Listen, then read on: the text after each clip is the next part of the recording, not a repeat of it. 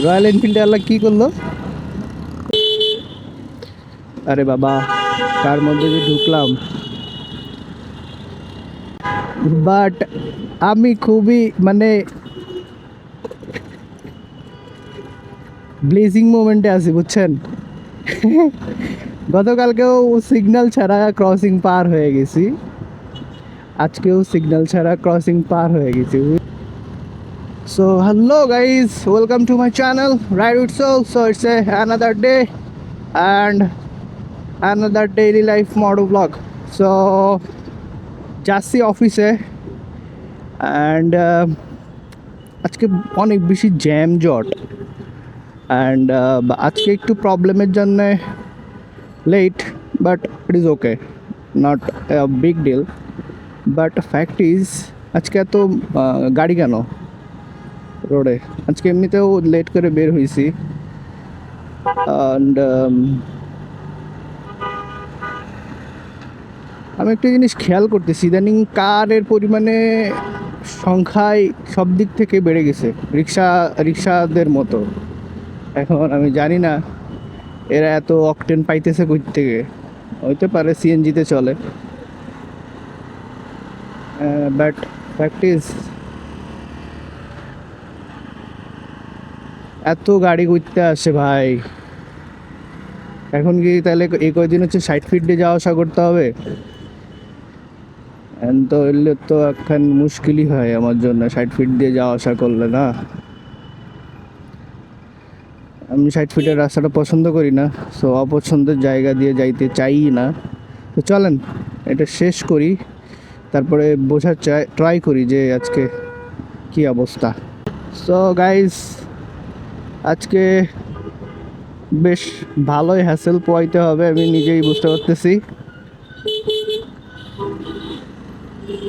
মানে কি আর বলবো,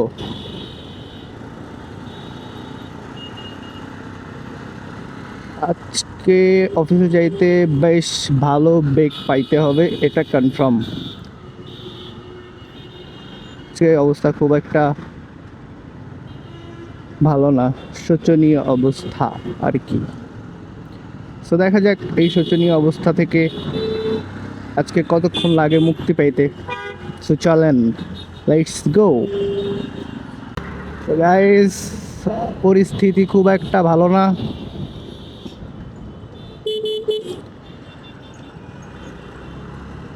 আসলে আমার মনে হইতেছে কয়েকদিন হচ্ছে 60 ফিট দিয়ে যাওয়া আসা করতে হতে পারে, কারণ হচ্ছে ইদানিং অফিস থেকে বাসায় যাওয়ার সময়ও দেখতেছি হচ্ছে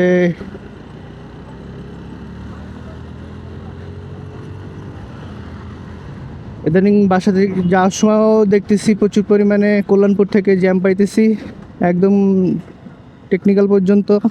আবার অফিসে যাওয়ার পথেও প্রত্যেক দিন দেখতেছি ভেজাল। সো হয়তো বা আমাকে কয়েকদিনের জন্য এটা চেঞ্জ করে 60 ফিটে হইতে হবে, কারণ আসলে 60 ফিটেও আরেক ঝামেলা আছে। এ তো তাও বেরো আসতে পারছি জ্যামজটের মধ্যে হইলেও, বাট এই 60 ফিটে ঢুকলে টেনশন লাগে, কারণ মাঝে মাঝে একদমই স্টাক হয়ে যায়, পুরাপুরি স্টাক হয়ে যায়। সো যখন পুরাপুরি স্টাক হয়ে যায় তখনই তো ভেজালটা লাগে যায়।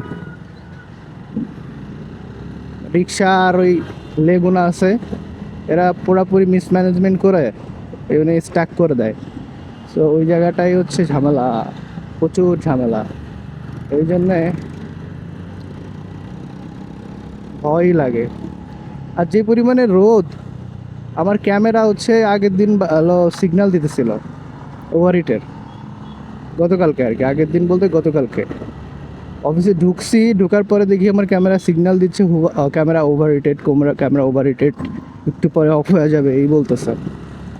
সো এখনও তো ঢাকাতে গরমই পড়ে নাই, তার আগে যদি এই অবস্থা হয়, সো আমার মনে হয় যে নিয়ার ফিউচার এই ক্যামেরা দিয়ে দিনের বেলায় শ্যুট করা আর এই রোদের মধ্যে শ্যুট করা ইটস কোয়াইট টাফ হয়ে যাবে। মাশাআল্লাহ, আওয়াজ শুনলেই মন ভরা যায়।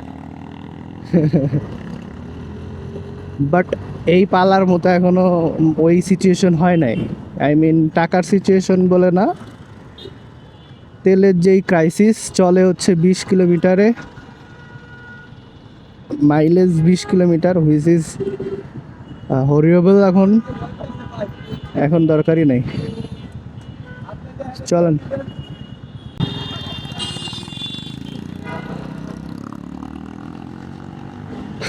মানে হয়তো ফুটেজটা দেখছেন না, রয়্যাল এনফিল্ডে আল্লাহ কী করলো, ও ওইদিকে যাবে তা সিগন্যালটা দে, মানে এখনই একটা অ্যাক্সিডেন্ট হয়ে যেত যদি ওই জায়গাটায় ওই জিক্সারওয়ালা ভাই একটু জোরে চালাইতো।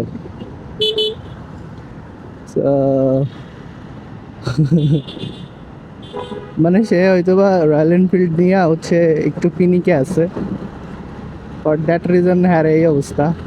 চলেন আমরা একটু দ্রুত বেরোয় যাই, আমাদের অফিসে আজকে বেশ আমরা লেটই হয়ে গেছি, বাজে হচ্ছে 10টা, এখনও আমি বিজয় সারণী যাই নাই, হুইচ ইজ নট গুড। আসলে কি এই রাস্তাটুকু যখন এই যে ফ্রি পাওয়া যায় অ্যান্ড যাই এই স্পিডটা, তখন ভালো লাগে অ্যাকচুয়ালি, বুঝতে পারছেন যে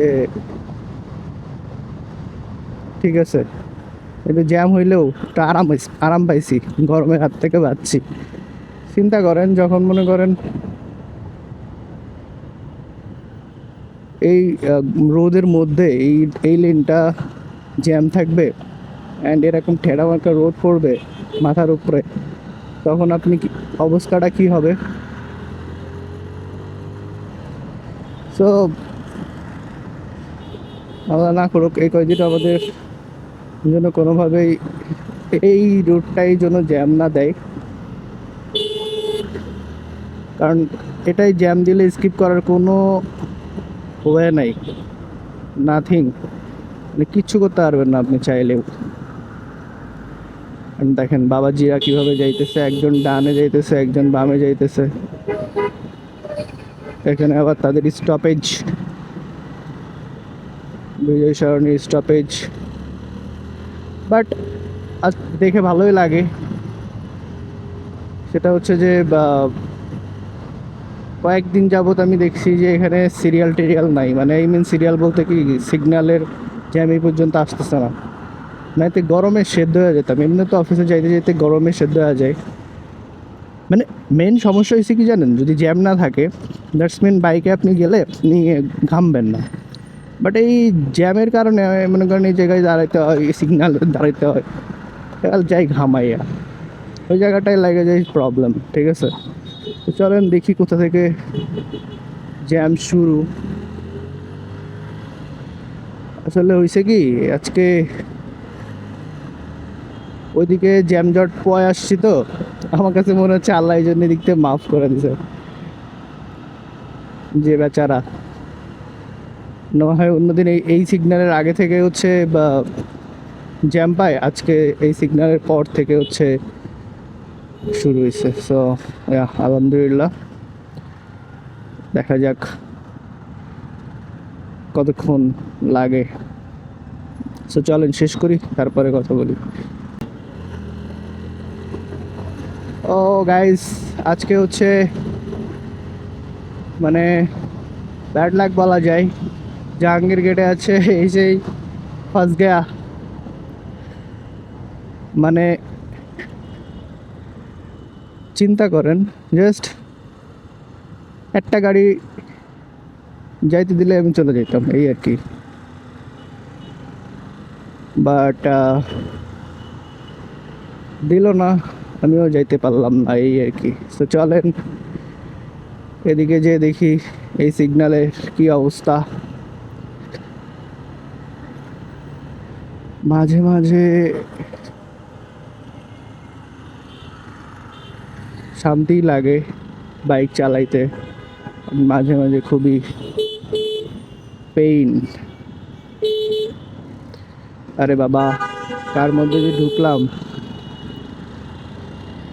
আসলে বাসগুলার কোনো ঠিক ঠিকানা নেই, রাস্তার মাঝখানে যাত্রী নামায়। It is really horrible guys, but আমি খুবই মানে ব্লেজিং মোমেন্টে আছি বুঝছেন। গতকালকেও সিগন্যাল ছাড়া ক্রসিং পার হয়ে গেছি, আজকেও সিগন্যাল ছাড়া ক্রসিং পার হয়ে গেছি, হুইচ ইজ মানে চিন্তা করেন এটা। আমি আমার এই গুলশানে অফিস যাওয়ার যতদিন হয়েছে, এই প্রথম 2 দিন একসাথে পরপর আমি হচ্ছে পার হয়েছি। এর আগে কখনো, আগে পরে কখনোই হয় নাই। শুক্রবার, শুক্রবারের হিসাব আলাদা, শুক্রবার হলো বা ওই হিসাব করে লাভ নেই। বাট গাইস রিয়েলি আমি পুরা এখনো শকড কেমনে।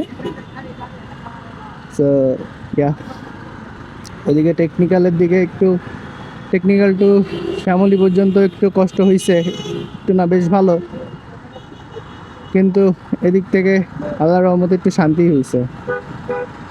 অ্যান্ড ভেবেও ভালো লাগতেছে।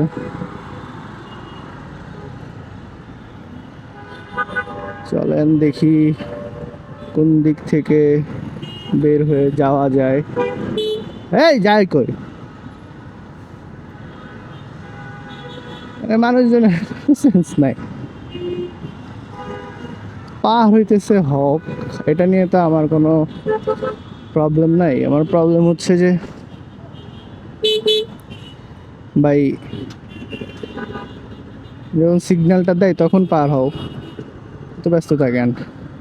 তো চলেন শেষ করি, সামনে একটু ফাঁকা মধ্যে যাই, তারপরে আবার কথা বলি। তো গাইজ এই তো চলে আসছি যক্ষার সামনে। আসলে বাস আলাদের অত্যাচারে আসলে এই রোডটা জ্যাম লেগে থাকে। অনেস্টলি স্পিকিং, এই রোডে বা আসলে ট্রাফিক ব্যবস্থা একটু উন্নত করা উচিত, কারণ এই বাস আলাদেরকে যদি মেনটেন করতে পারে এই রোডের জ্যাম আমি মনে করবো যে 60% কমে যাবে। কারণ বাস আলাদের কোনো মানে এই রোডে বাস আলারা হচ্ছে মেহেন্দিপুরা বাস চালায়, মানে গিয়ারে তারা চাপ দিতেই চায় না, মানে হাঁটি হাঁটি পা পা করে যেন গুলশানে এক চত্বর পর্যন্ত যাইতে পারে, মানে যত যাত্রী আছে সব এতে উঠাই নিয়ে যেতে হবে ওর, ঠিক আছে। ফর দ্যাট রিজন হচ্ছে এরা আর কি এই জায়গায় এরকম স্লো চালায়। এই স্লোটা যদি না চালাই তাইলে আর প্রবলেম হয় না, তাইলে আর কোনো যানজট বাঁধে না। সো এই যে আবার খাইয়ে গেলাম একখান প্যারা।